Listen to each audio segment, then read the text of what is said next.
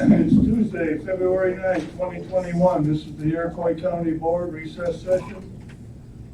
Clerk will call the roll, please. Alt. Here. Bard. Here. Barron. Here. Bowman. Bowers. Here.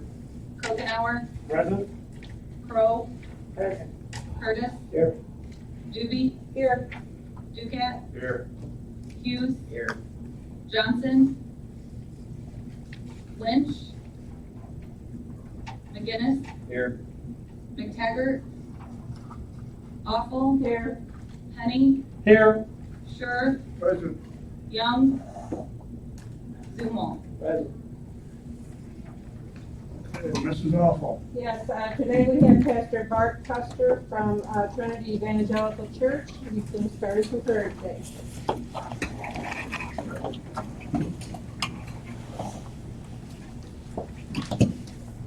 Let's pray together. Heavenly Father, you tell us in your word in Isaiah 41, you say, "Fear not, for I am with you. Be not dismayed, for I am your God. I will strengthen you. I will help you. I will uphold you with my righteous right hand."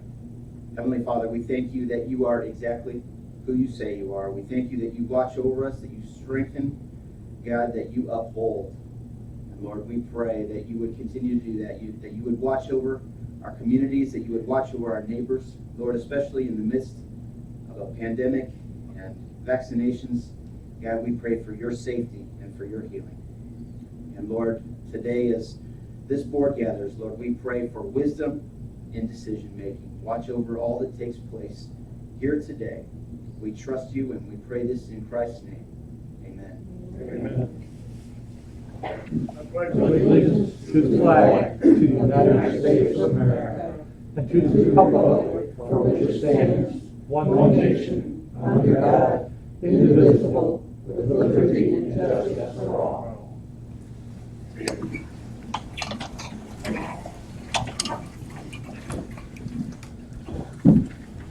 Next will be approve the agenda. Is there a motion to do that?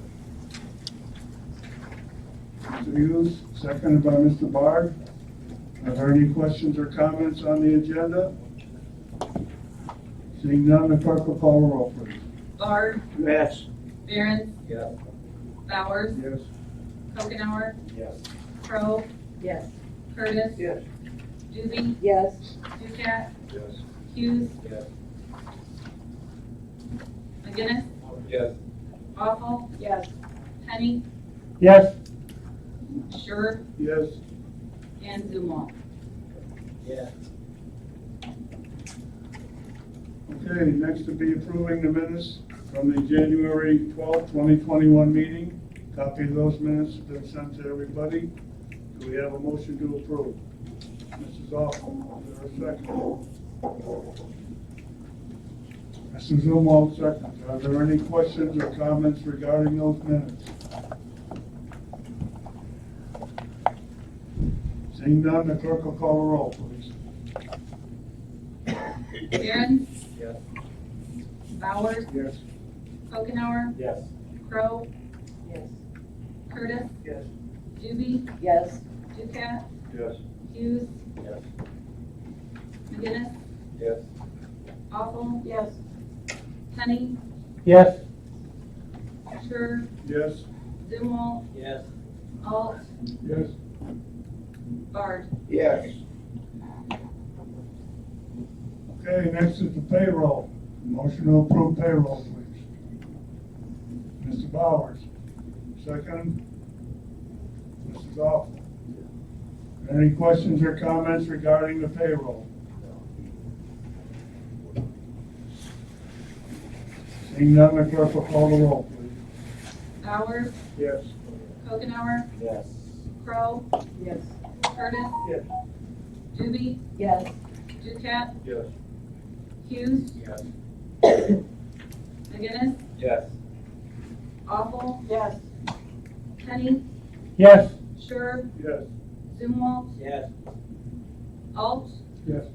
Bard, Yes. Behrens. Yes. Mr. Lynch, your statement.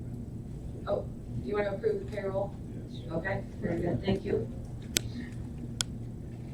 Okay, do we have any public comments this morning? Hi, good morning. I have a You comment. want me to come up there, or should I just do it right I here? Pardon? I have Up here, please. Okay. public comment after, okay?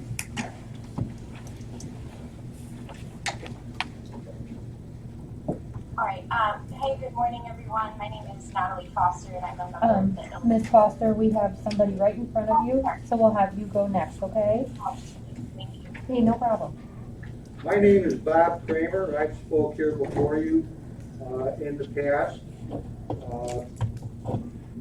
I would just like to first commend the Watseka School District for putting together a program that I think is just terrific for the community. Terrific for the town, terrific for the people, and affordable. And I just hope that everybody in this community and this district gets behind it. After the pandemic had first started, I came before this board and I talked about improving indoor air quality and the importance of this to everyone in this room, everyone in this community.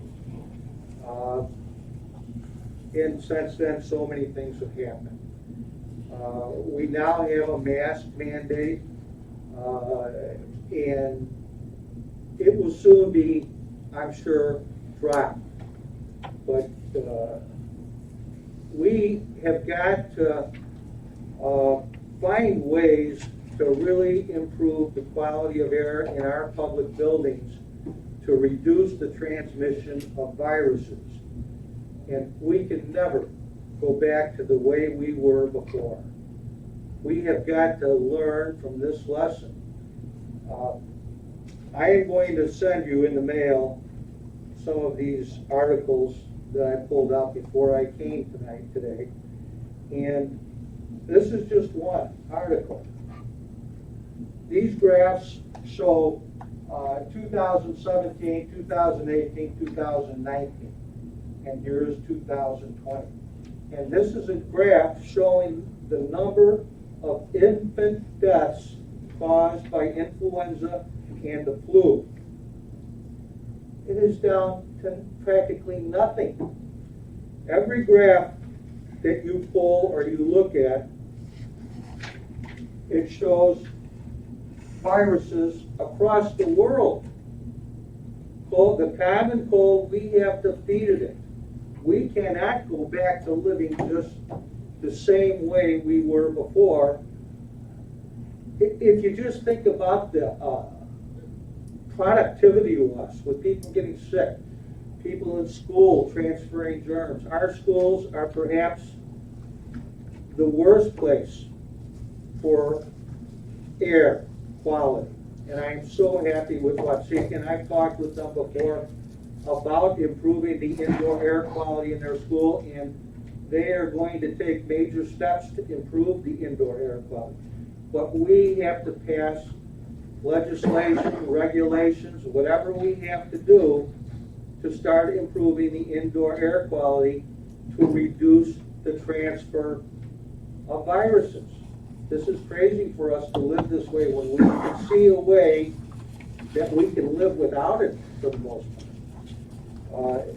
I will send these graphs to you. But one last thing I would just like to leave with you is respect. And I mean respect for our fellow humans, our fellow brothers, that we need to adopt a policy and a culture that once we forego this mandate of wearing masks, that we take it upon ourselves to wear a mask when we are sick. And we try to encourage this and show respect to the others that do wear the mask when they're not feeling well or they have been exposed, they don the mask. If we just go right back to the way we were, it'll say we haven't learned a thing from what has just happened to us, to our industry, to our lives. We have got to work to improve indoor air quality. And when I talked to you about this before, I had talked about the importance of humidity and maintaining a humidity level of about 50%, which is what ASHRAE and the Illinois Department of Public Health both recommend. In our schools right now, during winter, that humidity level drops to about 20. And what this does is it promotes viruses staying in the air and transferring from one person to another.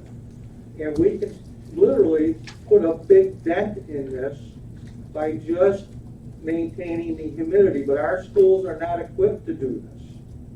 We need to take action and plan how we can improve the indoor air quality in all of our public buildings for the safety of everyone, but also to reduce this waste of time and people, their death. The numbers of death across the world from influenza have flatlined, completely flatlined. I know we can think that COVID, everything's being blamed on COVID, so nobody's checking, but they are checked for other viruses where people have symptoms. And it's practically flatlined everywhere in the world, not just here, in Africa, in England, these studies all. And there aren't too many, and you won't find it in the media that much because it is not being advertised. But we have an opportunity here to really put a dramatic dent in the transfer of all viruses and colds. And wouldn't that be nice? Look at the billions of dollars we would save just on drugs alone. So I hope you just think about this, you learn about it, and understand the importance of IAQ, indoor air quality, and the things that we can do to improve it in all of our public buildings. Thank you for your time. Joe? All right, Ms. Foster, it's your turn. Good morning, everyone. I'm here as part of the Illinois Prisoners' Rights Coalition and here to continue to express concern about conditions within Iroquois County Jail. Recently, our group, along with activists across the country and the families of those men recently killed within the jail, delivered a petition of over 1,000 signatures to Sheriff Hagan. He's received the petition but has not confirmed that he has read it or has not been able to comment or respond to us on any of the measures to improve the jail. I want to express and impress upon you that this continued improvement of the jail should go on outside of the investigation that the Illinois State Police are currently doing to investigate the deaths of Andre Maiden and Jason Fancher. I understand that you cannot talk about that case, but that should not preclude you from taking accountability for the conditions within a facility within your county. Other people are there now that need protection, and other people need your support to make sure that their rights are upheld and make sure that that jail is following the laws of this county and of this state. So I just want to review the different things that we're demanding within the petition. I think these are important that we all discuss and make sure that each and every one of you knows that this facility that you're funding is adhering to these different conditions. And I think as a board, it is your responsibility to understand what's going on in this jail and to understand where those funds go and what funds might be needed to improve the conditions. So first and foremost, we demand that officers are held accountable for any actions that break the law or put prisoners in danger. One of the easy ways to do that is ensure that the complaint system is working. You know, if someone submits a complaint against an officer, make sure that that's followed up on, that people are not withdrawing their complaints because of power play. It's a very unique situation within a jail between an officer and an inmate, and inmates do have the right to complain, and the Illinois system of complaints is atrocious. So I urge you all to check up on that system within Iroquois County Jail. Additionally, want to make sure that inmates are given sufficient access to medical care. Again, these people are at the mercy of officers, and if there is a sickness and it is not addressed, that can lead to death, that can lead to long-lasting conditions. And I will remind everyone that not everyone is in jail has been convicted. These people are awaiting trial potentially, or have just had a couple years, and then they have long-lasting effects that are not part of this country's judicial system. Right now, Iroquois County Jail does not have a medical person on staff. They have someone that's coming through and rotating to visit. But if someone gets sick, there needs to be a concrete plan in place. I urge all of you to go and understand what that plan is and to make sure that it is robust enough to care for people in situations, especially during a pandemic, to make sure that people have the right care at the right time. Additionally, we want to make sure that Iroquois County Jail is adhering to the rules and recommendations set forth in the Prison Rape Elimination Act. Everyone anywhere should have the right protection against sexual assault and rape, and that does not mean that members of the jail community of inmates should suffer these heinous acts. I think that's important to not overlook. I think it's pretty common knowledge that rape and sexual assault happen in prison, and I feel like most people just overlook it, and that's important to protect people from those situations. Additionally, toxicology reports are public domain.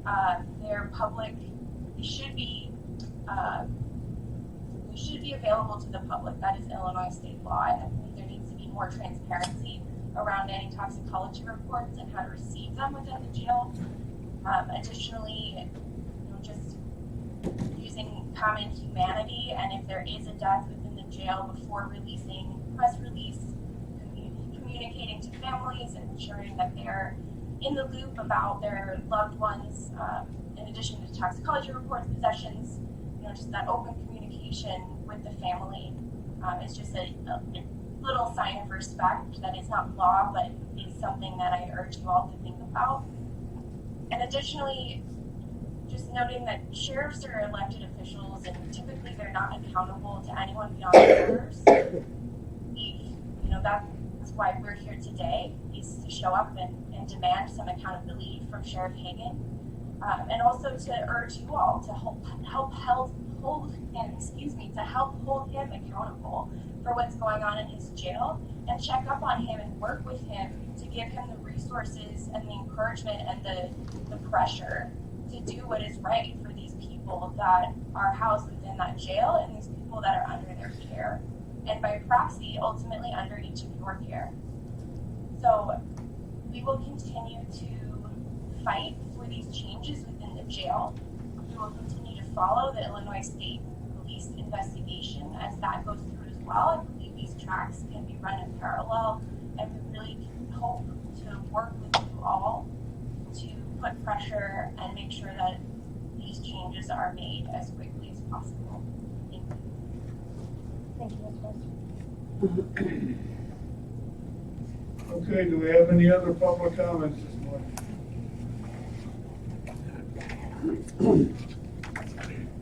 Seeing none, we'll forego chairman comments. Do we have any outside organization reports?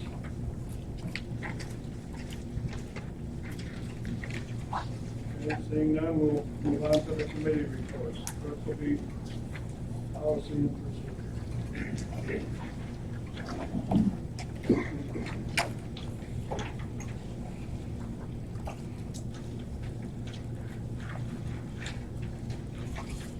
Members of the county board, your committee to whom was referred policy and procedure would beg leave to submit the following report on the matters before them.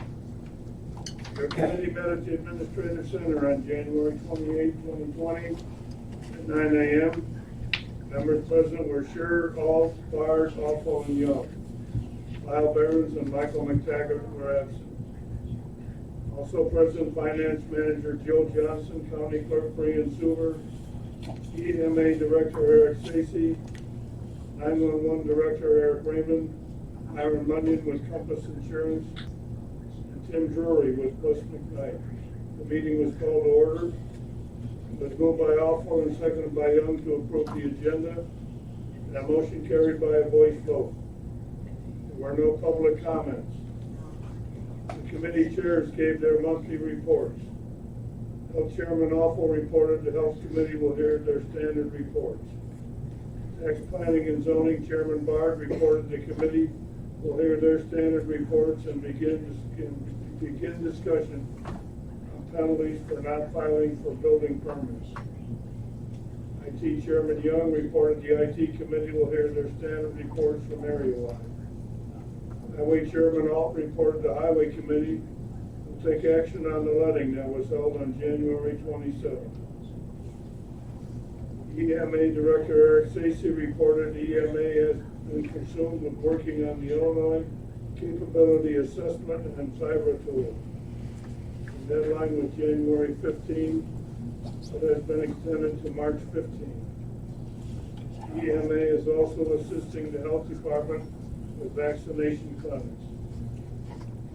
Discussion was held on the microbrewery application. County Clerk Brian Suber said the owners of the microbrewery have applied and provided their bond.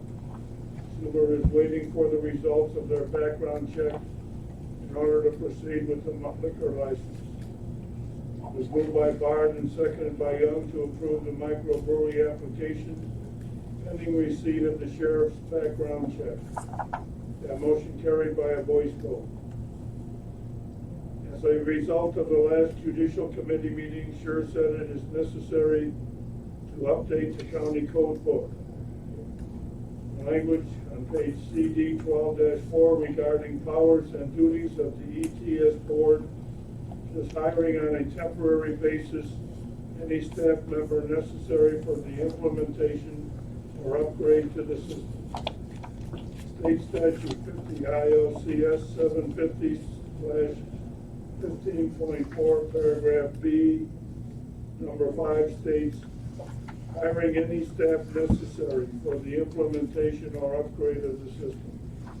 There is no reference in the current state statute to temporary. It was moved by Awful and seconded by Bard to remove temporary from the hiring verbiage in the county code book to match the state statute, and to request State's Attorney Jim Devine make the correction in the county code book. That motion carried by a voice vote. In regards to residency requirements for elected and appointed county officials, Sure said he's researched the matter and the only individuals required to live within the county is the sheriff. Suber noted that if an elected official moves out of the district they are elected in, they lose their position. No action was taken. Sure began discussions on the county board redistricting and setting salaries for the county board to be completed by July 1. Redistricting occurs every 10 years based upon the census. This allows the opportunity to set the salaries for the county board members, chairman and vice chairman. A spreadsheet was distributed with salary amounts for other surrounding counties for the chairman and vice chairman. Sure also mentioned that years ago a special committee was formed to study this matter. Finance Manager Joe Johnson gave an update on the sexual harassment training. The online training has been reset for 2021. Several employees have already completed the training. Johnson said an in-person training with Bliss McKnight can also be scheduled. There was no old business. During new business, Tim Drury with Bliss McKnight informed the committee about the COVID training module that is at no cost to employees. Also during new business, Sure mentioned a review of the personnel policy. The committee will begin reviewing the policies during the committee meetings and send the revisions to Myron Munyon with Compass Insurance for final review. If there was no further business to come before the committee, it was moved by Young and seconded by Awful to adjourn at 9:50 a.m. That motion carried by a voice vote.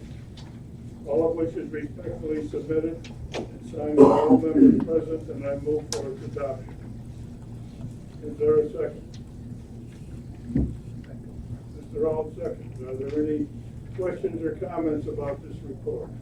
Mr. McGinnis. I just would like to just discuss what director positions, if, as a board, we feel they should be in the county. Yeah, the state statute doesn't say one way or the other. It does deal with elected officials and what district you live in. Other municipalities do put residency district restrictions on certain positions. And I just think everyone in here should weigh in what their feelings are so that the ETSB kind of knows what the county board feels as far as their positions. I believe he works, and this involves Eric. This is nothing against Eric. Okay, this is just, should a county director live inside, outside, within 50 miles? When he was originally hired, it wasn't the job announcement description, the job residency within so many months of taking a position. I just think we should have a healthy discussion on what our views are so that the ETSB board knows the county board's position on their employee, unless he works for the county board, for the chairman. I don't believe he does. You can correct me. So he works for the ETSB, but they just need to have our input, thoughts. And maybe everyone in here says, no, it doesn't matter, and that's fine too. I just think we should have a discussion. Just remember, it's not about the person. It's not about Eric. It has nothing to do with that. It's all about the position. Because, 10 years from now, we could be in that same spot. So, I personally feel the director position should stay in the county. They live here, work here. I'm not talking about normal, everyday employees. Just the key positions of the county, I think, should. So, with that, that's my 2 cents. Okay, let me ask you a question. Let's say that you had an individual in that position that was outstanding in terms of their qualifications, experience, and all that, but for whatever the reason is, they live just outside the county. Would you box ourselves in and not be able to utilize the services of that person? Or would you be willing to make an exception? I am always a person to look case by case, always. And that's kind of what this is. We're kind of looking at exceptions. However, I think there are plenty of people that can fill that position. And we can find someone to cover that position. I don't think it is so specialized that we have to restrict ourselves to that. I just don't believe that position is that specialized, that it requires certain skill sets that you can only find in a very, very small number. But if at some point that position became so specialized, the state puts so many requirements on, like being a tax assessor. I mean, that is so specialized that in our district where I live, in my township, they have to go to someone that lives in Kankakee County to find that position to fill. It is so specific. If we are in that type of position, then yeah, we have to look at that. But I don't think we are in that kind of position with this job. I don't think it's that. That's my opinion. Well, I mean, I just brought that up as a Yeah, no, it's a good hypothetical, question. and I think it's something that, if you want to delineate one position versus another, that might be one way to look at it. Yeah, no, it's very good. I would have to say also that I understand the point of preference. Really all of our employees, not just our supervisory employees, live in the county because the income that they come from here then, and their property taxes and all that remains in the county.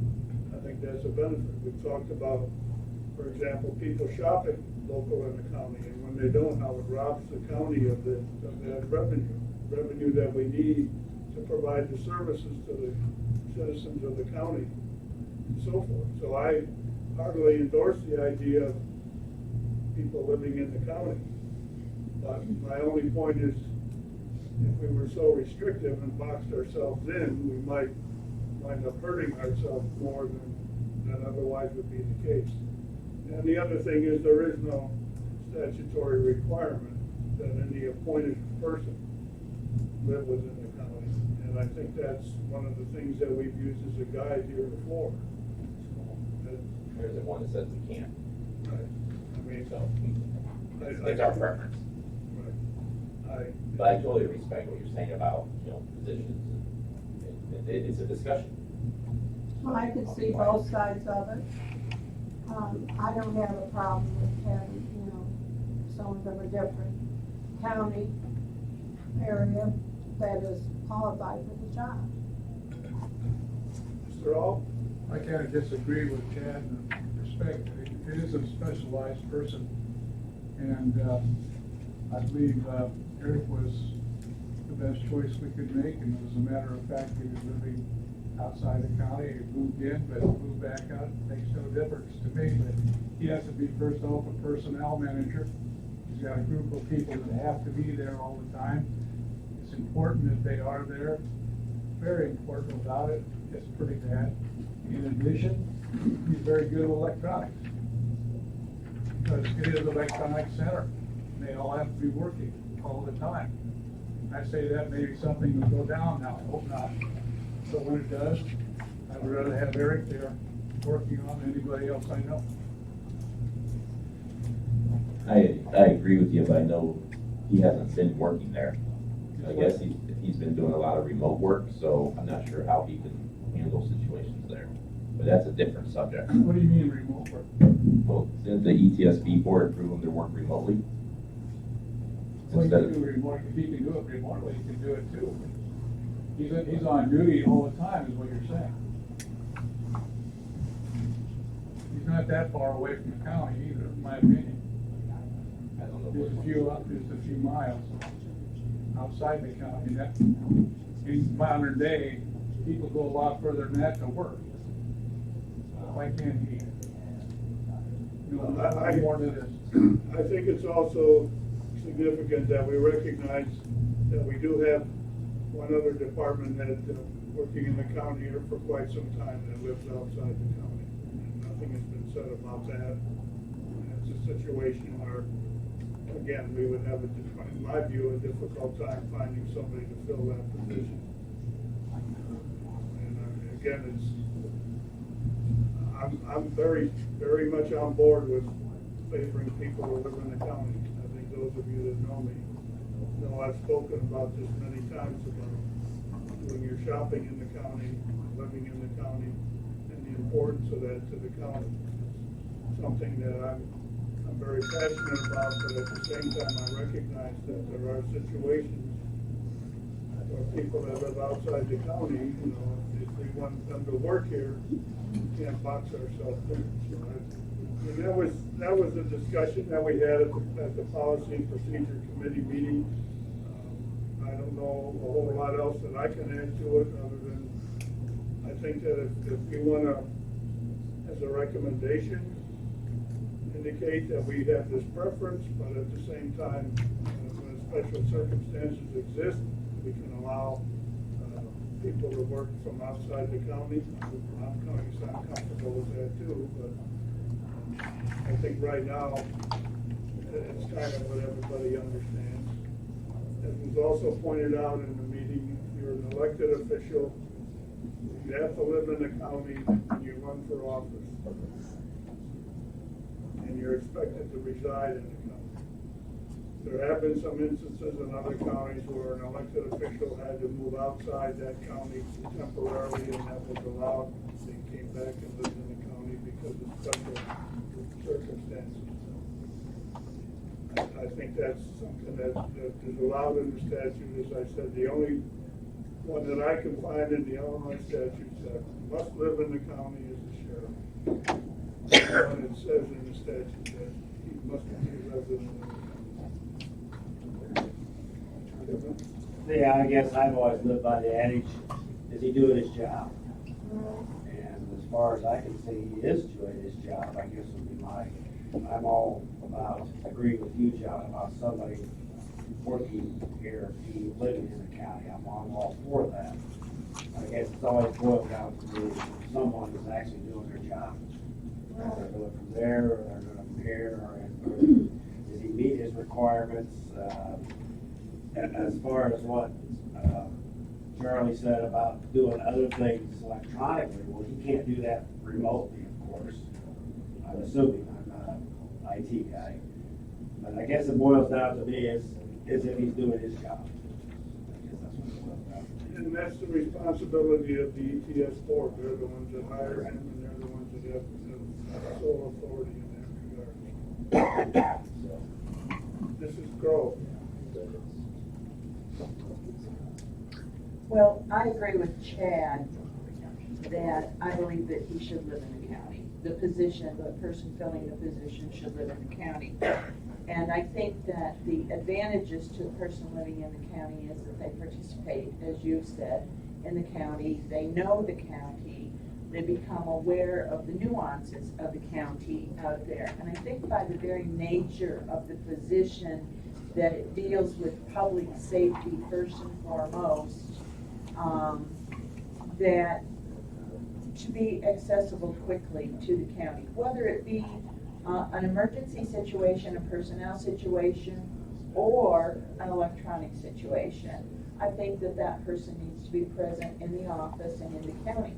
And I'm thinking of positions where aren't necessarily county positions, but I'm thinking of school administrators, pastors, other times where, just due to the very nature of society now, where they might not be living in a county, and frankly, on most of the situations I think about, it hasn't worked out very well. The organization, the group tends to lose a connection.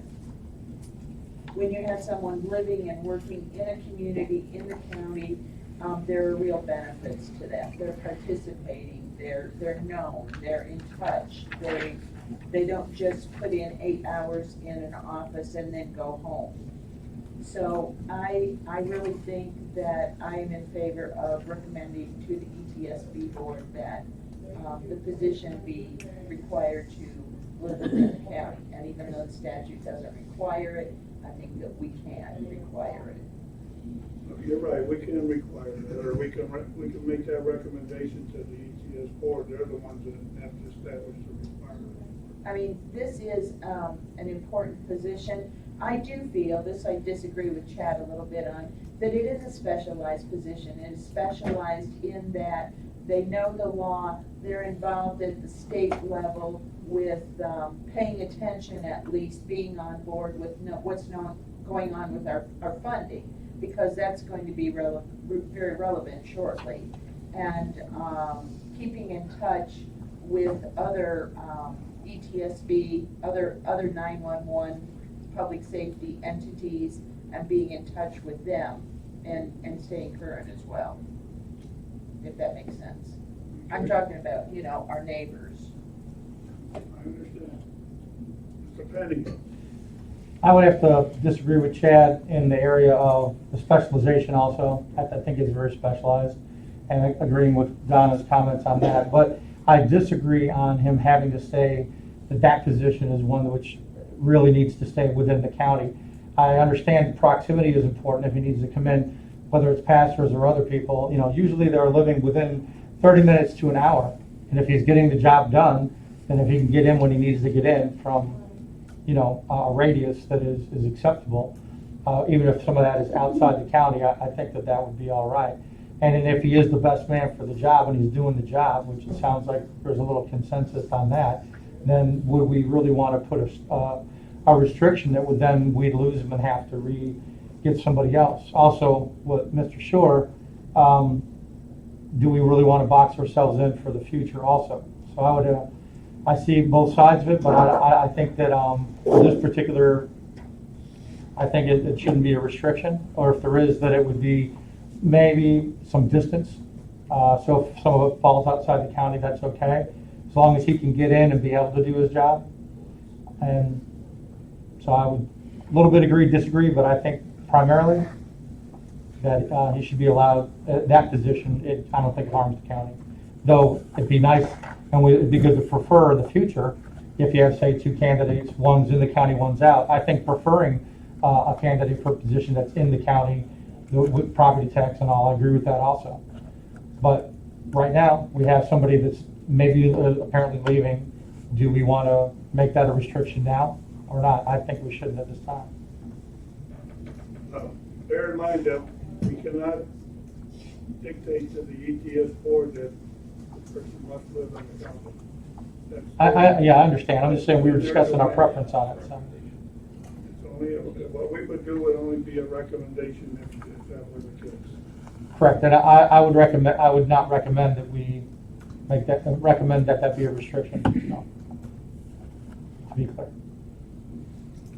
Okay, I guess we've had a discussion. I just think it's just, yeah, it's healthy. I would say, if I were to sum it up, I think everybody feels that there's a preference to live in the county, but maybe that's not something that has to be an absolute requirement, but to what extent you can adhere to that, I suppose it's got to be handled on a case-by-case basis. The only thing I find kind of interesting, and of course, I believe he would have been hired before I was on the board, but why was it written in that he needed to move it? That it was important then that he be a resident of the county? I guess that's part of the bylaws of the 911 system or the board. They're the ones that compose those bylaws. I think it goes to what we pretty well discussed about having a preference that a person live there. It's my understanding that recently those bylaws were amended to allow the director to live outside the county. So they would have to reverse that if they were going to go back to that. Well, do you understand? I mean, I'm just like, well, apparently it was important enough to make it part of the contract initially, or the bylaws or whatever, and then it got switched. And Charlie, can you enlighten me?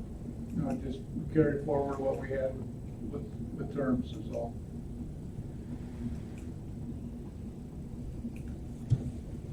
I guess one thing I could suggest that anybody that has any deep-seated convictions that come to the next ETS board meeting and present your questions to the board. That might be appropriate. I'm sure they'd be interested in hearing comments from the public. Mr. Rolfe? I've been encouraging especially the telecommunicator and Eric too, they have a heat plate down there, they have a refrigerator, they can stock all these things they want. I really encourage them to come in early when it's their shift so that they're on time. With weather like this, that's my only concern. Well, I've been in a number of the ETS board meetings, and overall I'm pretty well satisfied with the way they've been handling their job. I think it's considerably improved over what it was 6, 7, 8 years ago. So I mean, that doesn't mean there isn't room for improvement, especially on matters like this. I guess a lot of opinion enters into it. So my recommendation, as I said, would be for people to come to the board meeting and make your views known. I think that's probably the best procedure. So, Mrs. Groves? Well, John, several of us did attend a meeting previously of the ETSB, and then we were chastised for having an illegal meeting because there were too many county board members there. So your direction in how to proceed for us to attend that meeting would be appreciated. But I have problems with working remotely from home and living out of the county.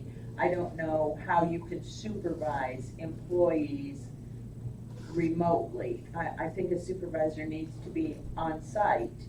And the other question that I have is, on the county side, do we have any other positions, not speaking statutorily, but speaking to a contract where we have directly required someone to live within the county? Do we have other positions that are required to live within the county? Off the top of my head, I'm not aware of any. I would have to look at review the health administrator's contract and see whether that's included in the. EMA. Rochester should live in the county. I can sleep in my office. What's that? Nice house there. Are you required to live in the county, Eric?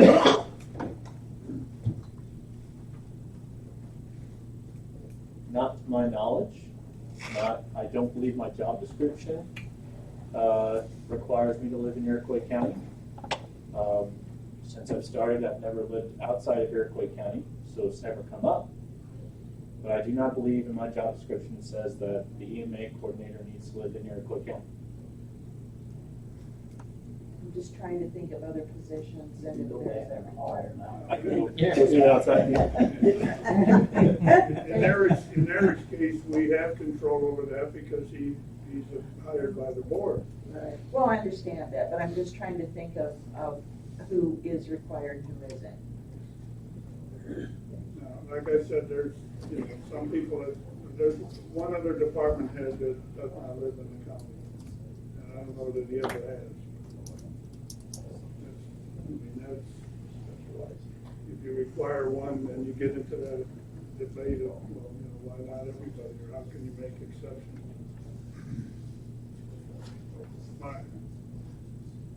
My view is, like I said, the ETS board is the one that has that authority. Your point about having too many county board members there, I'm sure that's something we can accommodate. Again, I've encouraged people to come to the meeting.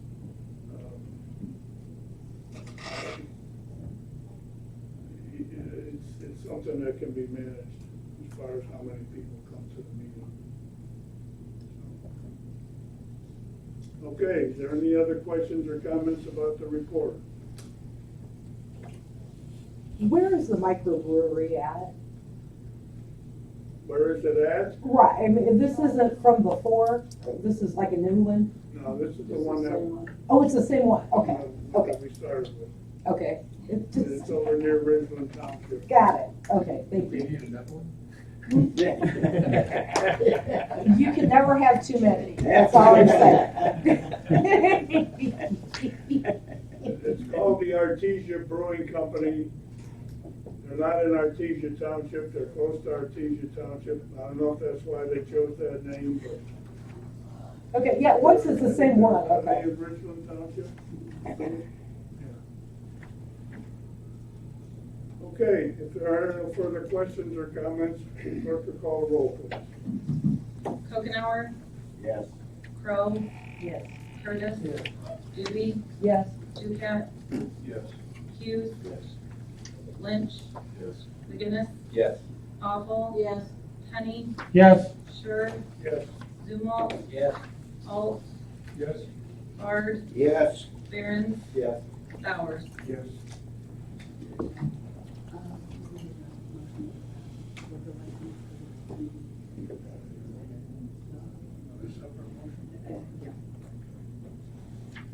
I guess we need to do a separate motion for the microbrewery license, so we get a motion to approve that. Mr. Ducat, second by Mr. Hughes. Any questions or comments about that? I just want to say that Derek did get back to me and he said there was no reason to prohibit them from proceeding. He's sitting on the hall, if you have any questions. We should have samples. Derek is? I'm just saying, Derek. Or I think it's just a procedural thing. Okay, if there are no questions or comments, clerk will call the roll, please. Crow, Yes. Curtis, Yes. Doobie, Yes. Ducat, Yes. Hughes, Yes. Lynch, Yes. McGinnis, Yes. Awful, Yes. Honey, Yes. Sure, Yep. Zumwalt, Yes. Alt, Yes. Bard, Barron, Yes. Bowers, Yes. Kokenauer, Yes.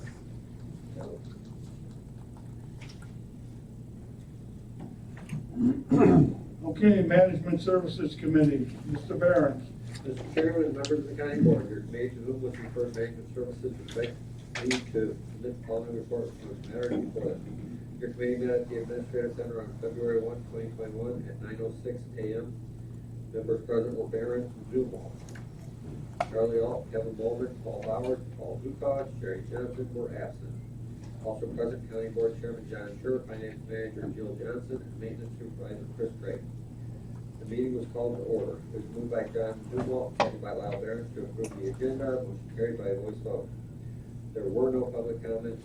Maintenance Chairman Barron read an email he received from Sam Martin with Martin and Associates in regards to the Belmont drainage project. The email included an estimate to clean the ditch, an invoice to trap a beaver, and a breakdown of landowners in Belmont 2 drainage district.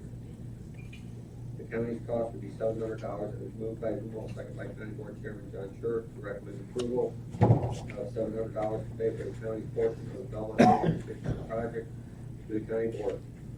Motion carried by a voice vote. Zumwalt mentioned a sinkhole has developed due to a broken tile southwest of the county farm in the middle of the field, and he believes the leasee should be contacted to have this fixed. Zumwalt said there is a large main that goes through it, and it should be replaced before the waterway is fixed. Due to the large expense, the project will have to go out for bid. Maintenance Supervisor Chris Craig report included the following. Otis Elevator inspected and recertified the elevators. Metro Power Services serviced all 3 generators. Craig continues to work on the installation of doors at the circuit clerk's office. County engineer Joel Moore is putting together a bid packet for the north parking lot at the courthouse. Alterations continue at the health department. One-wing bids were opened as follows. All One Garden service, $11,675 per season, or $35,025 for a 3-year. All One Garden service is the county's current mowing vendor at a rate of $10,725 per year. Eric said another vendor contacted him in the county board office this morning asking if bids would be extended due to the weather. Our bids have been posted online and in local newspapers for 2 weeks. Does have the option to reject big bids and start the bidding process again.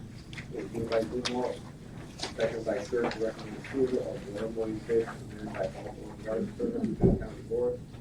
A roll call vote was taken, motion carried. Bids for the installation of the retrofit door sliders at the county jail were opened as follows.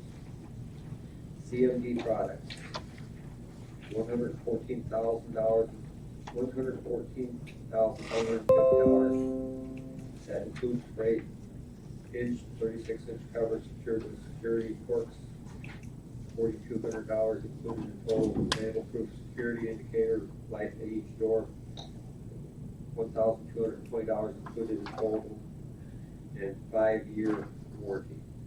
Craig said he was contacted by 4 other vendors, but none submitted bids. Cost is budgeted to be paid from the Public Safety Tax Fund. It was moved by Zumwalt, seconded by Schur to recommend approval of the retrofit door sliders submitted by CMD Products to the county board. A roll call vote was taken. Motion carried. We reviewed the claims. It was moved by Zumwalt, seconded by Schur to send claims to the Finance Committee for approval with the lack of a quorum. Motion carried by a voice vote. There was no old business. There was no new business. As there was no further business to come before the committee, it was moved by Zumwalt and Barron, second by Barron to adjourn at 9:41. Motion carried. All which is respectfully submitted by those present, and I move for its adoption. There's a motion on the floor to approve the management committee report. Is there a second? Mr. Bowers, are there any questions or comments regarding the report?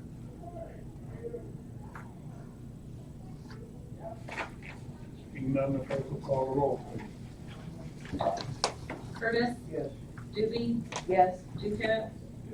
Hughes? Lynch? McGinnis? Yes.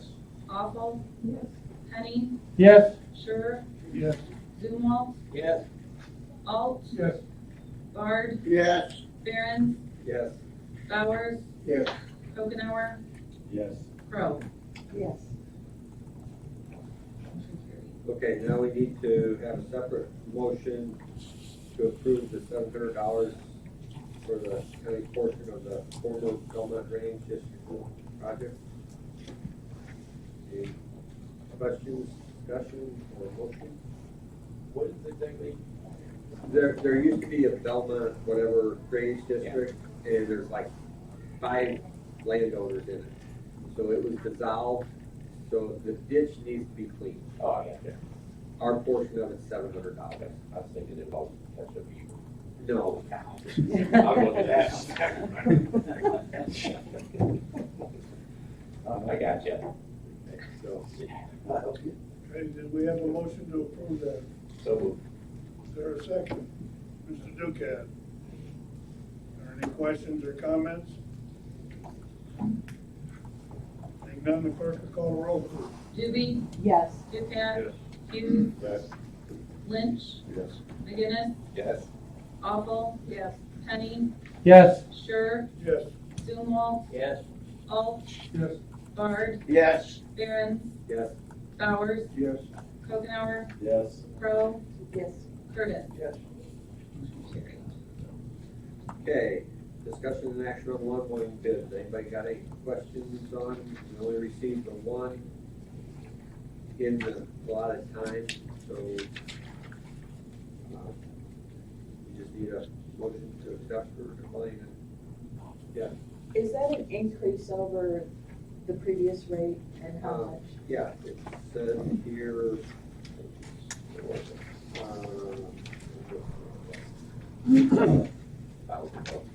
Yeah, it was like $950 increase from their previous contract. which, With fuel. yeah, I mean, that's 3 years ago that contract was approved. Is this a 1-year contract or 3? Well, you can go either way. I like a 3-year contract. But it's the same price per year, but it's just nice to have it locked in. Yeah. So is that a decision we're making today, 1 year and 3 year, or did you make it in the? We couldn't make any decisions because there was. Oh, there were only. The motion needs to include the term of the contract. I move to approve or to accept Hall's contract for a 3-year bid at $35,025. Should I have said that? I think. Okay. I forgot about that. Second. Second by Mr. Zumwalt. Any other questions or comments? There is an error in your minutes where, in regard to the amount of the bid, where it says $35,025 per year. That's not correct. It's for total for 3 years. Just so everybody understands this. If there are no further questions, the clerk will call the roll, please. Ducat, Yes. Hughes, Yes. Lynch, Yes. McGinnis, Yes. Awful, Yes. Penny, Yes. Sure, Yes. Zumwalt, Yes. Alt, Yes. Bard, Yes. Barron, Yes. Bowers, Yes. Kokenauer, Yes. Crow, Yes. Curtis, Doobie. Yes. Carried. Okay, discussion and action on bids for installation of retrofit door sliders at county jail.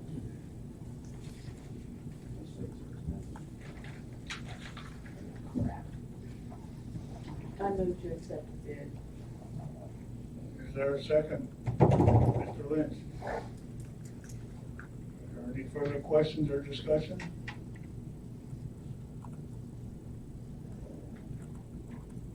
Seeing none, the clerk will call the roll, please. Hughes, Yes. Lynch, Yes. McGinnis, Yes.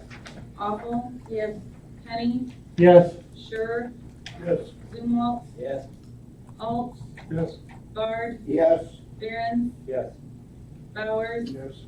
Kokenauer, Yes. Crow, Yes. Curtis, Yes. Doobie, Yes. Ducat. Yes. Carried. House Committee, Mrs. Awful. Mr. Chairman and members of the county board, your committee to whom was referred health would beg leave to submit the following report on the matters before them.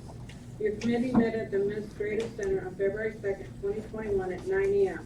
Members present were Awful, Bard, Kokenauer, Curtis, and Zumo. Leanne Doobie and Thomas Lynch were absent. Also present, County Board Chairman John Scher, Finance Manager Jill Johnson, ICPHD Administrator Dee Shippert, EMA Director Eric Cece, and Animal Control Director Dr. Youssef. The meeting was called to order. It was moved by Kevin Kokenauer and seconded by John Zumwalt to approve the agenda. Motion carried by a voice vote. The committee reviewed the claims. It was moved by Roger Bard and seconded by Kokenauer to pay the claims, subject to county board approval. A roll call vote was taken. Motion carried. There were no public comments. Animal Control Dr. Youssef gave his report for January, which included 1 bat that tested negative for rabies, 9 dogs and 5 cats brought to the clinic. ICPHD Administrator Dee Shippert distributed the monthly summary report of programs. Shippert said 7 cases of COVID-19 were reported over the weekend. While the numbers are trending downward, she stressed that each positive case could have a list of 10 contacts that the health department must reach out to. Shippert discussed the COVID-19 vaccine with the committee, stating the health department is given a 24-hour notice before the vaccine arrives. An allotment of 300 doses is being received, and they anticipate receiving them weekly. Shippert also discussed the reasoning behind why the health department opted out of having a wait list option. She said when someone is put on a wait list, they typically expect a call within a few weeks or a month. But with the amount of doses the health department is receiving right now, that time frame is not feasible. Also, many people will continuously call in to see where they are on the wait list. They may also receive a call from the health department and be unavailable. Shippert said the health department has planned on using the state's EM track system for individuals to schedule appointments. EMA Director Eric Cece noted they tried the system for one of the vaccine clinics, and while the system has some benefits, there were also some faults. He believes the system is better suited for jurisdictions larger than Iroquois County and has simply overcomplicated this process. Shippert explained the scheduling process as follows. The vaccine is received, Iroquois Memorial Hospital is called, and a clinic is arranged. The next day at 11 a.m., a press release is posted notifying the public that doses are available and they may call for appointments. Within the next month, Shippert said she believes vaccines will be available in local pharmacies. Shippert told the committee the efficacy rate of the vaccine is over 95%. You are not considered immune until after your second dose, and it takes about 2 weeks after your second dose to achieve an antibody level high enough to protect you. There have been over 2,000 doses of the COVID-19 vaccine administered so far. There was no old business, there was no new business, as there was no further business to come before the committee. It was moved by Zumwalt and seconded by Ernie Curtis to adjourn at 9:29, and I move for its adoption. Motion on the floor to approve the health committee report. Is there a second? So moved. Mr. Curtis? Are there any questions or comments regarding the report? Seeing none, the clerk will call the roll, please. Lynch, Yes. McGinnis, Yes. Awful, Penny, Yes. Scher, Yes. Zumwalt, Yes. Alt, Yes. Bard, Yes. Barron, Yes. Bowers, Yes. Kokenauer, Yes. Crowe, Yes. Curtis, Yes. Doobie, Yes. Ducat, Yes. and Hughes. Yes. Okay, tax planning and zoning, Mr. Bard. Mr. Chairman and members of the county board, your committee to whom was referred tax/zoning would beg leave to submit the following report on the matters before them. Your committee met at the Administrative Center on February 2nd, 2021 at 9:32 a.m. Members present were Bard, Zumwalt, Kokenauer, Curtis, and Awful. Leanne Doobie and Thomas Lynch were absent. Also present, County Board Chairman John Scher, Finance Manager Jill Johnson, County Clerk Brian Suver, County Treasurer Kurt Albers, and Supervisor of Assessments Bob Yergler. The meeting was called to order. It was moved by Barbara Awful and seconded by Ernie Curtis to approve the agenda. Motion carried by a voice vote. The committee reviewed the claims. It was moved by John Zumwalt and seconded by Awful to pay the claims subject to county board approval. A roll call vote was taken. Motion carried. There were no public comments. The department heads gave their monthly reports. County Clerk Brian Suber reported early voting begins at the end of the month for the consolidated election. There are polling places that will have to be changed again due to COVID. Menarga, Belmont 2, and Belmont 3 will stay in their original locations because schools were used and they are unavailable for this election. Also, the Ridgelands polling place will make a permanent move because it is currently located inside an elementary school in Paulville. Suber is meeting with the township supervisor about moving the polling place into the Legion in Thawville. Tax zoning chairman Roger Bard asked for an update on the ADA compliance for the polling locations. Suber said there are some locations that cannot be relocated but can be made as compatible as possible. County Treasurer Kurt Albers reported mobile home bills will be mailed out at the end of the month. Supervisor Assessments Bob Yergler noted the Board of Review is almost done processing tentative changes. Notices will be sent and final hearings will be set up. Yergler also reported a retirement in his office as of Friday, January 29th. Yergler has not posted the job opening yet, but he does plan on filling the vacancy. The Planning and Zoning report for January was distributed to the committee as follows. Building permits, January 2021. Agricultural 1, residential 5. Building permits, fiscal year 2021. Residential 13, agricultural 2. Building inspections, January 2021, 25. Yergler discussed the matter of the wind towers paying their taxes. He said they have been paying their taxes but are behind on maintenance reports. A letter was mailed requesting reports for 2018, 2019, and 2020. Also, County Board Chairman John Schur questioned the bonds for the wind towers. Yergler said he does not have possession of them in his office. He will contact State's Attorney Jim Devine for more information on the bonds. Lastly, letters were sent to all Zoning Board of Appeals members for the sexual harassment training for 2021. Discussion was held on enforcing fines and penalties for building permits. Yergler said he spoke with Inspector Jeff Meyer and he is in agreement. The matter will remain on the agenda until the details are decided on and Devine will be involved to approve the enforcements. County Clerk Brian Suber presented the committee with a resolution from the trustee for a parcel that has been sold within the city of Watseka at the minimum bid of $807. The county will receive $357, of which $57 will go to the recording office for recording fees. It was moved by Awful and seconded by Zumwalt to approve the resolution for the sale of property acquired through the delinquent tax process. A roll call vote was taken. Motion carried. There was no old business. There was no new business.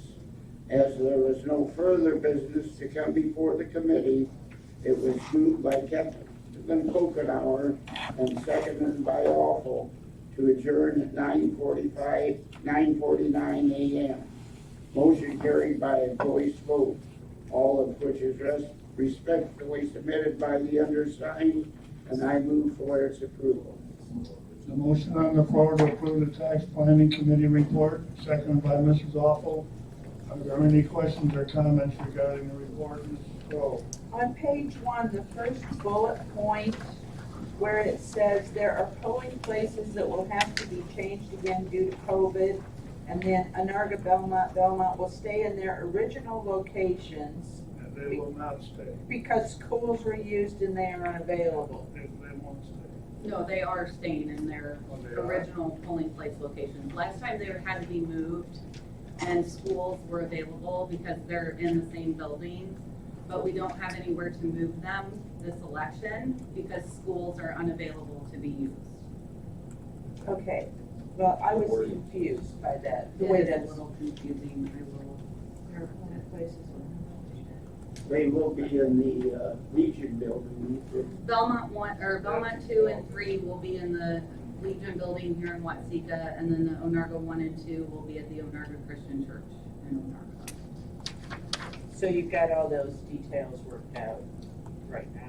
Yeah, I'm just waiting on hearing from Loda, from their supervisor, to see if he thinks that with different booths that we used in the last election, if it would allow for enough social distancing for the judges to stay in their current, regular polling location. Because of the lack of voters in this consolidated election, it doesn't require as much room as what a general election was. But most of them have been. And where'd you say Onarga was going? They're staying in their original location, which is the Onarga Christian Church. I'm sorry. The Onarga Christian Church. The Christian Church.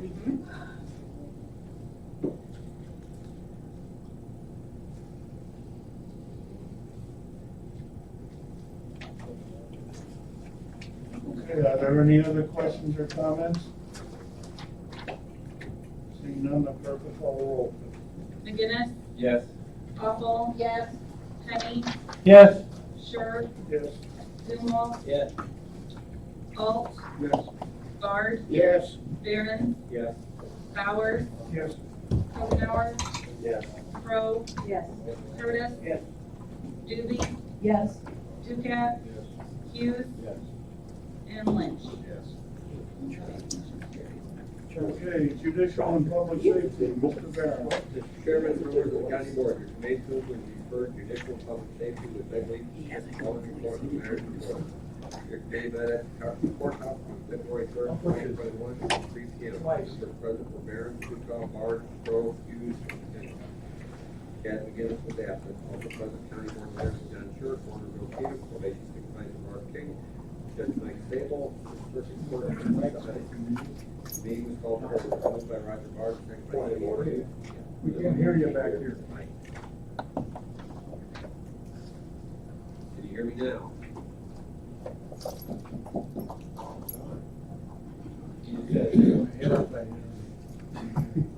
Okay. Meeting was called to order. Moved by Roger Bard, second by Steve Hughes. To approve the agenda, motion carried by voice vote, there were no public comments. Judge Mike Sable reported Elsie Schilling was hired January 15th as the new public defender at a rate of $1,500 per month. Ms. Schilling is an attorney in Kankakee and was formerly a public defender in Cook County. Jury trials are scheduled to begin on February 22nd. Warner Bill Cheatham reported a claim was submitted for a new pathologist that was on duty for a weekend. Circuit Clerk Lisa Hines distributed her monthly report for January to the committee for their review. A total of $57,825.93 was received in fines and fees. $7,735.35 was received from credit collection partners, and $789.02 was received from IDROP. Probation Supervisor Barb King reviewed the probation and court services activity report for January with the committee. There was no old business, there was no new business. The committee reviewed the claims. Donna Crook requested an explanation on the claim payable to Iroquois County ETSB in the amount of $3,054.71 from the Public Safety Fund. It was explained the original claim was from the Central Square for the Emergitech software annual maintenance fee Interest slam, jail maintenance, PTSD paid the entire claim. And the $3,054.71 is the county's portion. It was moved by Hughes, second by Dave Penny, to pay the judicial public safety claim subject to county board approval. Roll call vote was taken, motion carried. Because there was no further business to come before the committee, it was moved by Paul Dupas, second by Donna Crowe, to adjourn the meeting at 3:11 p.m. Roll call vote was taken, motion carried. All wishes requested carried. I move for its adoption. There's a motion on the floor to approve the judicial report, seconded by Mr. McGinnis. Are there any questions or comments regarding the report? Seeing none, the clerk will call the roll. Awful. Penny, Yes. Sure, Yes. Zumwalt, Yes. Alt, Yes. Bard, Yes. Aaron, Yes. Bauer, Yes. Kokenauer, Yes. Crowe, Yes. Curtis, Yes. Doobie, Yes. Ducat, Yes. Hughes, Yes. Lynch, Yes. McGinnis. Yes. Okay, Finance Committee, Mr. Hall.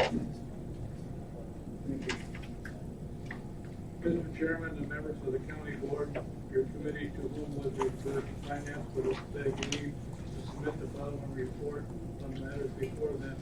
Your committee met at the Administration Center on February 4th, 2021 at 9 a.m. Members present were McTaggart, All, Powers, Curtis, Hughes, and Young. Johnson was absent. Also present, County Board Chairman, Chair, Finance Manager Johnson, Sheriff Hagan, County Clerk Super, County Director Freeman, Treasurer Alberts, Probation Director Latham, Susie Warner with Home Star Insurance, and Myron Munson with Compass Insurance. The meeting is called to order. It was moved by Charlie Elf and second by Steve Hughes to approve the agenda. Motion carried by a vote. There was no public comment. Myron Munson was with Compass Insurance reports they are entertaining other options with another vendor for the county's cyber liability insurance. Susie Warner with Home Star Insurance reports she will present the first quarter claim report to the committee next month. The department heads gave their monthly reports. They are as follows. County Clerk Brian Suber reports her office is preparing for the consolidated election. There was a couple of polling places changes and need to be made due to COVID. Sheriff Hagan reports to the correction officers that be going to the academy on Sunday for 5 weeks. 2 new part-time correction officers are in training. Also, negotiations with Narga and Gillen has ceased for now. They are not interested in pursuing the contract at this time. Hagan said further discussion will be held at the board meeting. Finance Manager Jill Johnson reported the auditors have completed their on-site work. Everything for the fiscal 20 audit is on schedule. So, thank you. Now, where was I? Johnson said they hope to be done with the audit by March. 911 Director Eric Freeman reports he has filled vacancy in his department effective January 18th. Probation Director Tom Latham reports on the new legislation for no cash bail in Illinois. Latham said his staff is working on the numbers now to see how it will impact the pretrial supervision if the governor signed it into legislation. Discussion was held on the upgrade on the CAD software. Raymond provided the committee with the update figures on the project. The 10-year grand total cost amounts to $399,614 rather than the $425,000 that was presented last month. 10-year cost to the county is $115,711 with an upfront cost of $52,870. If the county chooses to upgrade as a separate project in the future, the cost increases to $258,000 $1,800. Raymond said the ESB board met last night, but the matter was tabled until discussion could be held with the finance committee. Finance committee chairman Mike McTaggart stated, from a budget perspective, the software is operating sufficiently, then he doesn't see a need at this time to open the budget to accommodate these costs. Joe Young voiced his agreement with McTaggart. Raymond also noted there is a maintenance agreement on the current software. It was moved by Curtis and seconded by Hughes to recommend to the ESP board that upgrading the CAD software be tabled until the fiscal year 22 budget hearing. The roll call vote was taken, motion carried. Committee received a claim. It was moved by Paul Bowers and seconded by Paul to pay the claims subject to county board approval. Roll call vote was taken, motion carried. There was no old business, there was no new business. As there was no further business to come before the committee, it was moved by Young and second by Bowers, adjourned at 9:22 a.m. Motion carried by a voice vote, all of which is respectfully submitted. Recommend approval of this by the county board. The motion on the floor to approve the finance committee report, is there a second? Mr. Curtis, are there any questions or comments regarding the report, Mr. Penny? The one question I had is, said that the sheriff said that there'd be further discussion held at the board meeting about the negotiations with Onarga and Gilman. Did we want to ask the sheriff in? If you have a reason to want to discuss it further, you can do that. Yes, just because he said there was something, it sounded like he had something else to say, since he said further discussion will be held, that there would be something else.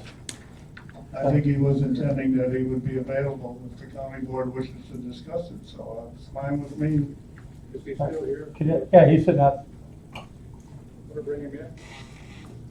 He's coming in over there. Yeah, he's coming up. He may not have had anything else, I just wanted to hear. You want the mic? Well, maybe. I usually talk pretty loud.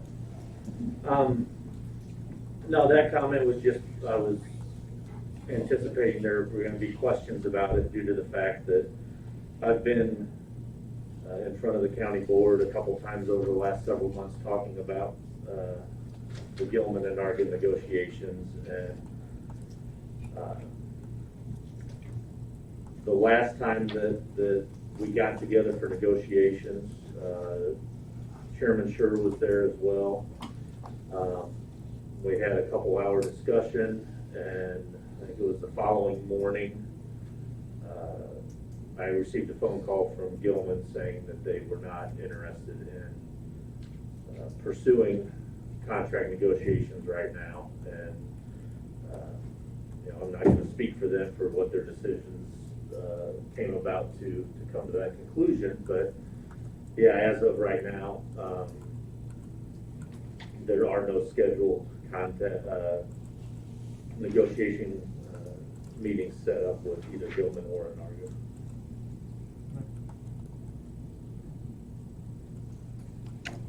Anybody have any questions for the sheriff?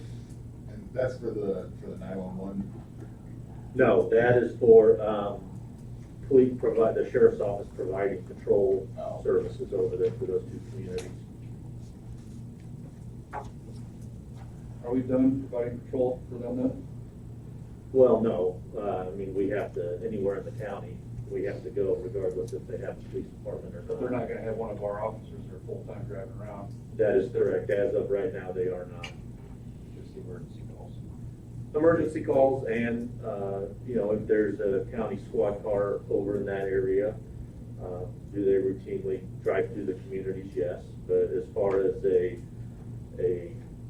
so many hours a day dedicated deputy in those communities, that's not being discussed right now. I don't know if this is for the sheriff or for you, John, do we think, can we not come together on money? Is that where our breakdown is, or? Money is usually the root of all of these disagreements. Well, right, well, and that's what I assumed, however, I didn't want to assume without asking. I just think that if possible, I mean, and maybe it's not possible now, I don't know, that this is a good idea because I think it's a tremendous advantage to the county. No matter, county is going to have to answer calls there no matter what if they don't have a department. And it just seems to me that this is beneficial. And I'm not sure how, compared to what the contract was. I know we're talking about us picking up, 20-some thousand, I think, whatever it was. And I'm not sure where the breakdown was. But is there any chance that we can get this going again? I mean, I'm willing to, we've got the public safety funds there. I think the public safety funds, this is the exact intent of why it passed, is to beef up. And even if we're providing Gilman with service, we're hiring more people that then on my side of the county means that it kind of frees up maybe so there's a little bit more coverage up there at times. Because we would have 2 extra deputies if it went through. Or is this just totally done deal? I don't believe it's a totally done deal. At least the conversation that I had with the mayor of Gilman was that they were gonna have further discussions on that at their meeting last night. I didn't attend that meeting partly because of the weather and other factors, but so I'm not sure what the outcome was at their meeting last night regarding that matter, but I'm sure that I'll have an opportunity to find out in the near future. As far as if this is the end of it, I don't think you can say it's the end. I mean, it's never the end of anything. But right now, there's, a feeling on their side that we're asking them to pay too much money. I think that there's a lot of different ways of looking at the money part of it. I pointed out that what we were proposing in the contract that was discussed at the last meeting there, that the cost would be in the neighborhood of $41 an hour. Shabance is paying $50 to $55 an hour to Kankakee County for the same service. And the village of St. Joseph in Champaign County is paying $60 an hour or $61 an hour to the Champaign County Sheriff for the same service. So in my view, I thought we were offering them a pretty good deal. But then again, everybody has a different point of view on matters like this. Sometimes it takes further thought and reconciliation in one's mind. So I wouldn't be surprised in the next month or two if we don't hear something more about it. It's also an issue where the citizens of Gilman in particular may voice their feelings to the city council as to what they desire in the way of law enforcement in that village. Because right now, in essence, other than what the sheriff is providing, they have none. And I think, people may have different points of view on that as well, but to me, that's a difficult situation, particularly with the businesses that operate out by the interstate interchange. To me, law enforcement in that town is a necessity, but that's up to the city council in Gilman to make that decision. When you were talking about the cost and comparing what Shabance is paying in St. Joe, am I correct that sheriff salaries in Champaign County and Kankakee County would be higher than our salaries?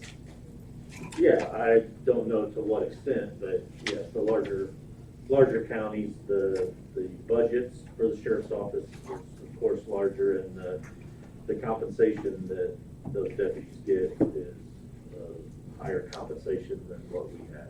Which, that's what I would assume, bigger counties, and that which would make the difference in maybe. No, not completely, because the cost for the sheriff is not included in our contract. I don't know the details of the other contracts. We don't have that information. The sheriff is right, the deputies cost more, but I don't know to what extent any cost for the sheriff is included. Well, then I'm confused on when you were talking about an hourly rate. I guess that's not including a salary when you're talking about an hourly rate? When I'm talking about a cost per hour, what I simply did was take the number of hours that a deputy would be on duty and divide that into the total cost of the contract. In the contract in Champaign County, for example, the contract states a fixed amount, and it also states the number of hours that a deputy would be on patrol each day. So you can easily mathematically translate that into a cost per hour. That's where I came up with those numbers. I also pointed out to them that there were some possibilities in some of the numbers that we talked about being reduced. The biggest one being the cost of the vehicle. But as the sheriff pointed out, at the conclusion of the next day, they decided they didn't want to proceed any further. So that's where we're at.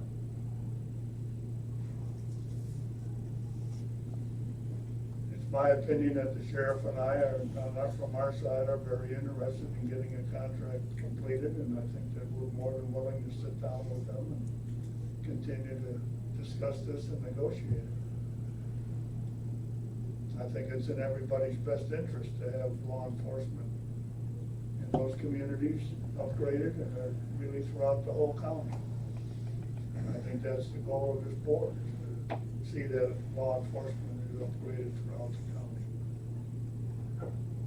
Maybe a question of how we achieve that and who pays the cost of it, but I think that's all part of the process that you arrive at to get from point A to point B.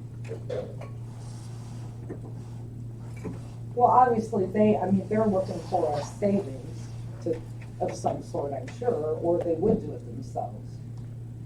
Well, they may be looking for a savings, and to some extent, I understand that, and that may be fine. But on the other hand, it's hard to upgrade something and save money at the same time. Well, true, but there's a balancing there. And I guess, when we talked about cost, if there's incidental things that come up, I hope that we're being open to at least discussing that as a board. If we're willing to provide a little more or whatever, I guess, if that becomes an issue, so we can get this accomplished. As I just said, I think the sheriff and I are both very interested in getting this done. We weren't the ones that terminated the negotiations, so we're certainly very interested in meeting again to try and further it and get things resolved. Mr. Lynch. If I could add on that, I think part of the walking away at this time and kind of evaluating what and where we're at has to do with over the several meetings that we've had, the costs have gone up, and to some extent that has been documented or I guess discussed in whether it's come from finance, the finance committee here at the county, or what on some of these what I call collateral costs of doing business, and those roughly amounted to about $23,000, which were split up between Gilman and Anarga, and obviously that raised the yearly costs on what they were going to have to pay. Their feeling, to some extent, is okay, if this is going to benefit the county, then the county needs to have some skin in the game, so to speak. Which 15% is what was discussed initially off the top, and then when this additional $23,000 came in per year, I don't believe. I think that was just split up 60-40 between Gilman and Anarga. My personal feeling on it is that it is a win for everyone. It's a win for the county, especially since we're over there handling calls anyway. And if you put pencil to paper and at 21,000 or roughly 22,000 that the county was going to be involved with anyway, I just look at it pretty simple sometimes, and I don't try to complicate it. And those collateral costs of $22,000, if that was something that, let's just say the county absorbed that, you're looking at getting 2 full-time deputies, providing 10 hours of coverage a day, 365 days a year over in that area for $44,000, which that's a bargain. We're gonna be over there anyway. And so if out of 100, I don't have the figures right in front of me, but I'm just gonna, roughly out of $160,000 contract per year, and you know the county's cost of that is $43,000. That's a bargain, in my opinion. It's really a bargain at $21,000. Oh, Mr. Penny, you have something you want to say? I was just going to agree that at the appropriate time, it may be worthwhile to discuss on the board whether having a little more skin in the game or contributing a little bit more still be a bargain for us, and that would also help facilitate these contracts maybe going through. So I just wanted to agree that at whenever the appropriate time would be, discussing maybe putting some more in and offering some more up from our side might be a good thing to do. So you were saying the 22,000 or 23,000. That's the cost the county's going to end up paying anyway, whether we do this or not, because of the calls you have in the area. Well, no, the original 15% of the cost of the yearly contract figured out about $21,000. I think a little over $21,000 for the county. Right now, the only way I'm going to be able to tell you what the cost of the county is do basically do an audit of how many calls we're having in Gilman and Anarga, how long we're spending time over there, and then based on the deputy salary, figure out what it is for us to be over there. Yeah. Okay, so from my standing, I kind of agree with you where Gilman or Anarga are not going to be able to come up with an officer and a car and a system on their own to replace what the county is offering for even half the price, for even double the price. I mean, so I mean, as much as like Mr. Penny said, we could kind of give a little more. It seems like we're giving the moon right now. If I'm not, maybe I'm not understanding everything correctly, but that's just the way it seems. At 41,000, we're giving them 2 deputies. Is that right? Well, there would be, yeah. If it were to the collateral cost that came into play after the first several meetings we had, which I think started getting both of those communities to think about what it is that it's going to cost them.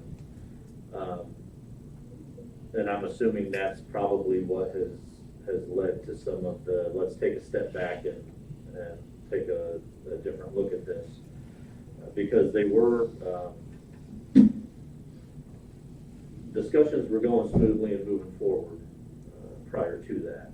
And, you know, and to be 100% straightforward, they also look at it as, I'm sure they have things that they need to get done in their communities, and if those monies, rather than being used for a police contract, could be used on other things, knowing that when there's an emergency over there, the sheriff's office is coming anyway. So I'm sure there's some that look at it that way.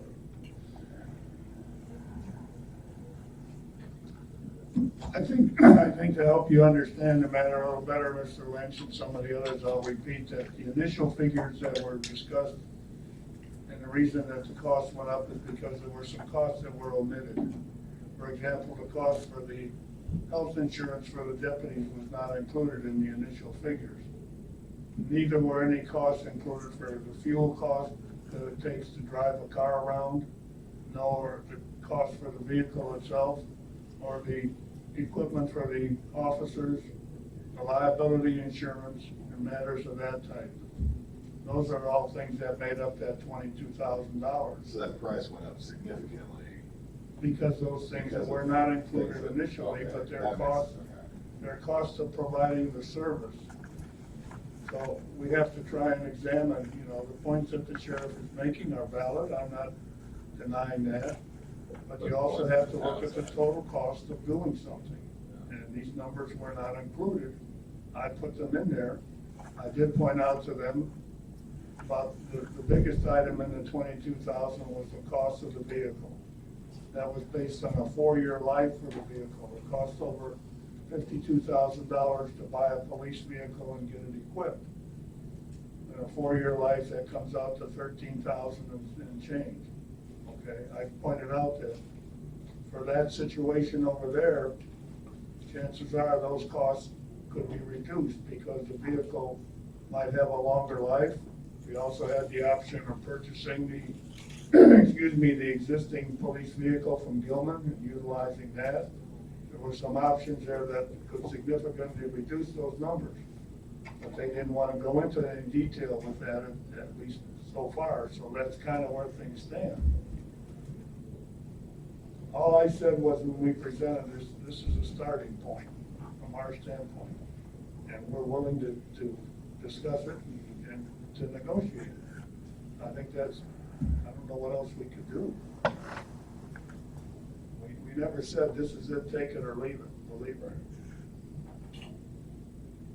Mrs. Crowe? To either Derek or you, I just want to clarify, the 15% for one town was approximately 21,000, is that correct? Well, that was for the initial contract that was proposed to them, and let me just add on what John said, the original numbers that I received that I gave to them did not include the health insurance. So when the health insurance then came in, those numbers went up a little bit. Nothing that raised red flags with them saying, hey, this is a no-go for us. But the cost of the salaries and benefits for 2 full-time deputies, we came to that cost, and then the county was going to take 15% of that cost off the top. Which was the 21,000. Which was the 21,000 and And some then- change. And then Gilman and Argo were going to split the remaining costs between them. The collateral cost? No, No, which cost? just the total cost for the deputies and salaries. The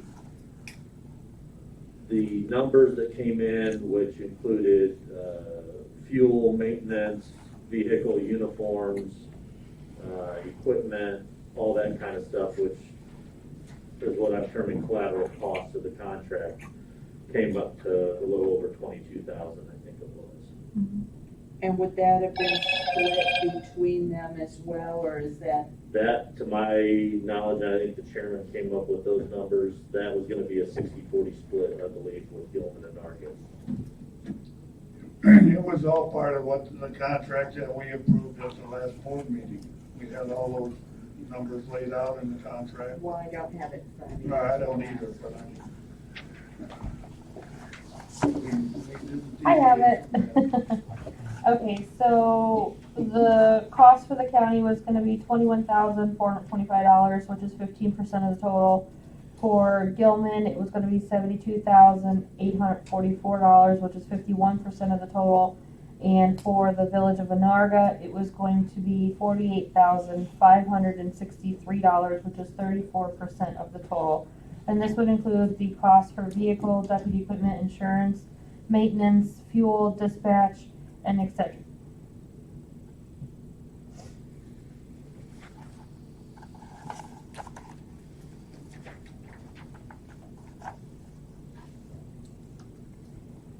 But I believe that the numbers that came up after that on the handwritten sheet that the chairman had increased those costs. And that's the 22,000. And that was, yeah, I think The way probably flat. Gilman's cost was then going up to roughly, I think, 88, I believe. Correct, and that would be, I think 15,938 City of Gilman, 11,375 for Omarga. yes. That sounds correct, yes. Which is still a better deal than getting your own cop per town. Yeah, I mean, it is, if that's what a community wants, or we've got a good amount, or a good number of communities in the county that cannot afford their own, and they rely on the sheriff's office, and, you know, any call, whether you're in an incorporated area or unincorporated area or whatever that comes into Iroquois County, the sheriff's office is gonna go to regardless if it's a community that has a contract or not, because that's what we're gonna do.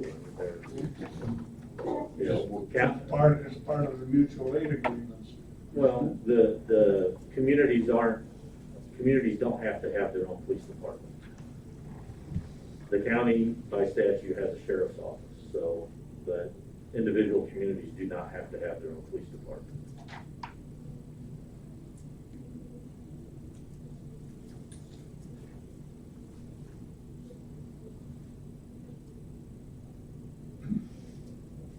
So that's kind of a capsule of where we are at the moment. Does anyone else have anything they want to add or questions?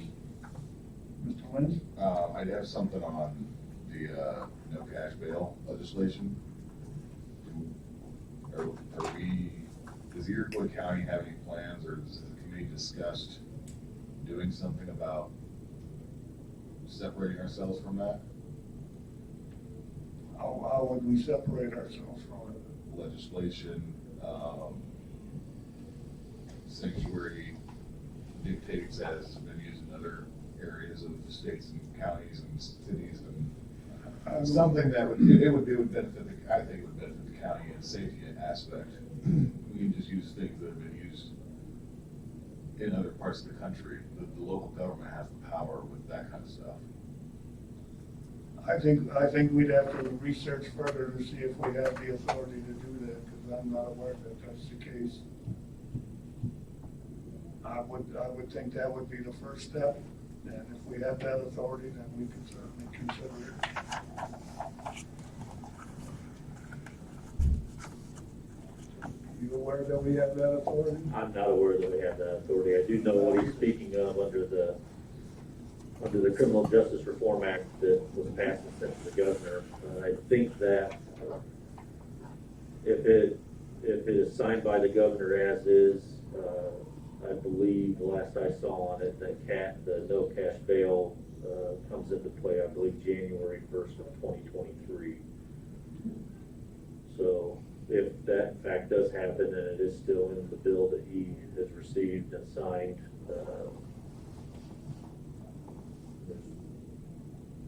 18, 19 months, 20 months before that were to go into effect.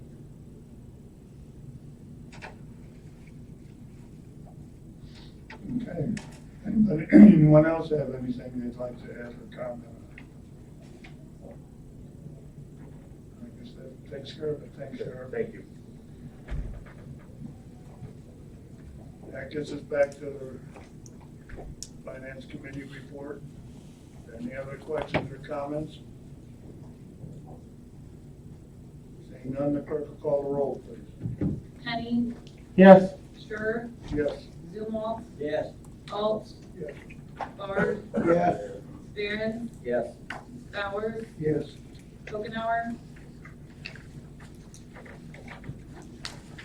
Crow, Yes. Curtis, Yes. Doobie, Yes. Ducat, Yes. Hughes, Yes. Lynch, Yes. McGinnis, Yes. Okay, IT Committee, Mr. Hughes.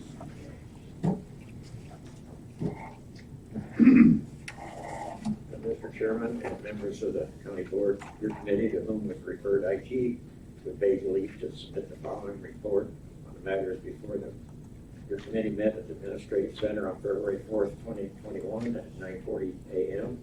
Members present were Young, Dagger, Bowers, Hughes, Sure. Also present was Finance Manager Joe Johnson, Michael Tabor with Area-Wide County Clerk Brian Suver and 911 Director Eric Raymond. Meeting was called to order. It was moved by Sure and seconded by Bowers to approve the agenda. Motion was carried by a voice vote. There were no public comments. Michael Tabor reported that the ICN turned up and Area-Wide is working on a few items that occurred due to the switchover. One of the issues included a delay in emails being sent. This was resolved this morning. Tabor said the next step is to finish the migration by changing all inbound connections from AT&T to ICN. Additional storage space was ordered for the backups. Tabor noted that some departments have taken the time to clean up the files on their workstations. Tabor is working with the finance manager, Joe Johnson, on software and hardware support renewals this month. The 5-year pricing projection was provided for review and discussion at a later time. Tabor confirmed more security is provided and there is no cost due to grants. Sure suggested contracting the departments about continuing their efforts in cleaning up files on their computers. Tabor said space isn't a concern at the moment. Johnson added that there are departments still reviewing their files. County Clerk Green, through her report of her office, continues to gather information for the document imaging vendor to get a quote. There was no old business, there was no new business, and there was no further business to come before the committee. It was moved by Michael McTaggart and seconded by Bowers to adjourn at 9:46 a.m. Motion carried by a voice vote, all of which is respectfully submitted, and I move for its adoption. There's a motion on the floor to approve the IT committee report. Is there a second? Mr. Bowers, are there any questions or comments regarding the IT report? Seeing none, the clerk will call the roll, please. Sure. Zumwalt. Yes. Alt. Yes. Bard. Yes. Barron. Yes. Bowers. Yes. Crow. Yes. Curtis. Yes. Doobie. Yes. Dukenyak. Hughes. Yes. Lynch. Yes. McGinnis. Yes. Penny. Yes. Okay, Mr. Alt, Highway Committee. Thank you. Mr. Chairman and members of the county board, your committee to whom was referred Transportation Highway would take leave to submit the following report on the matters before them.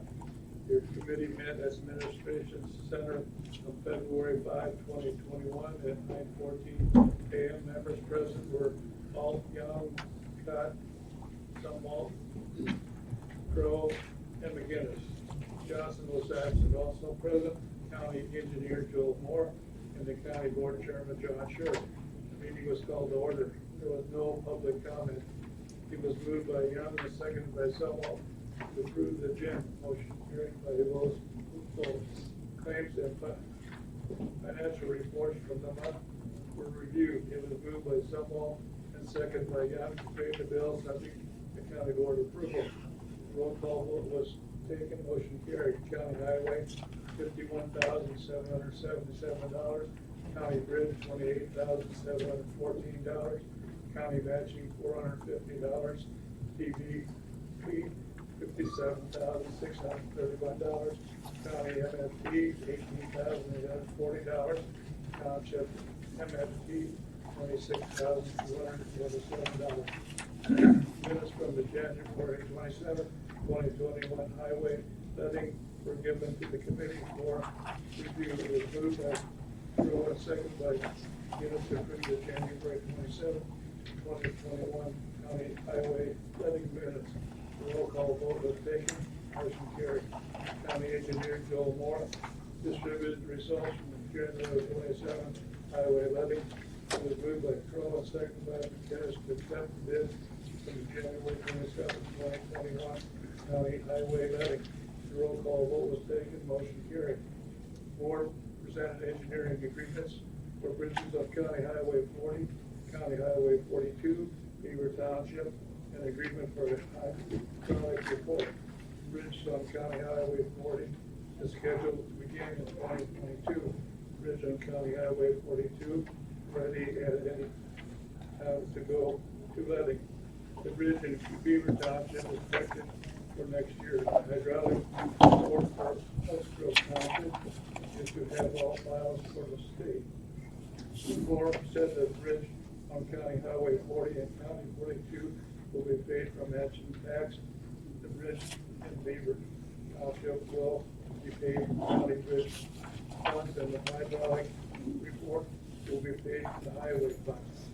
It was moved by Young and seconded by Ducat to approve the engineering agreements for 22-00118091-BR Bridge on County Highway 40.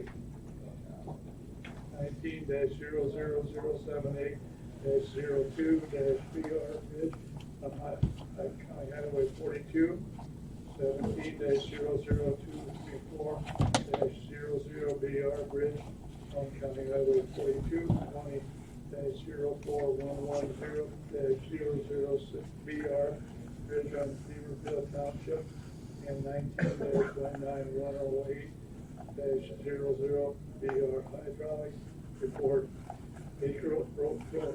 Roll call vote was taken, motion carried.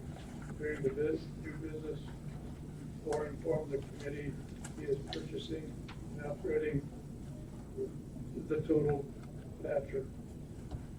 Moore said he found one that is 3 years old with 186 hours of highway department total. Patrick currently has over 2,000 hours on it. The Moore plans to sell. Moore is also looking into the purchasing a used paper and a 4-foot roller. The cost of all three would be approximately $53,000. Lastly, Moore discussed the purchase of a medium-duty dump truck. Moore said he usually goes through the state bidding process in purchasing vehicles, but after some research, he will using Sourcewell Well, which is a nationwide bidding program. Also during the visit, Young has Moore explained their snow plowing procedure. Moore explained it will vary depending on the weather.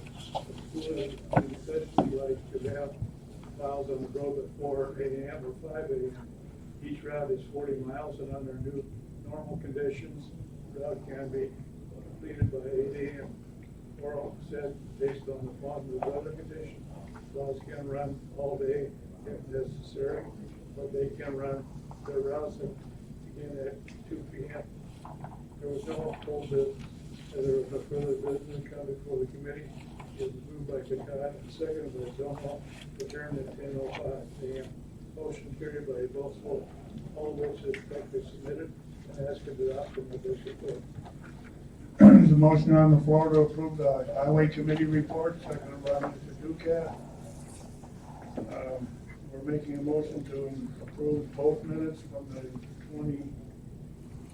January 27 meeting and the February 5th meeting. Is there any questions or comments on the motion or on the report? Seeing none, the clerk will call the roll, please. Zumwalt. Yes. Alt. Yes. Bard. Yes. Barron. Yes. Bowers. Yes. Crow. Yes. Curtis. Yes. Doobie. Yes. Ducat. Hughes. Lynch. McGinnis. Yes. Henning. Yes. Sure. Yes. Okay, next on the agenda is the appointments. There's a list of appointments on the agenda you have in front of you. Do we have a motion to approve? Mr. Bowers, seconded by Mr. Ducat. Are there any questions or comments regarding the appointments? Seeing none, the clerk will call the roll, please. Alt. Yes. Bard. Yes. Barron. Yes. Bowers. Yes. Crow. Yes. Curtis. Yes. Doobie. Yes. Ducat. Yes. Hughes. Yes. Lynch. Yes. McGinnis. Yes. Henning. Yes. Sure. Yes. Zumwalt. Yes. Okay, next on the agenda is the claims. Everybody would send a copy of the claims. We have a motion to approve. Mr. Ducat, is there a second? Mr. Zumwalt, are there any questions or comments regarding the claims? Seeing none, the clerk will call the roll, please. Bard. Yes. Barron. Yes. Bowers. Yes. Crow. Yes. Curtis. Doobie. Yes. Ducat. Hughes.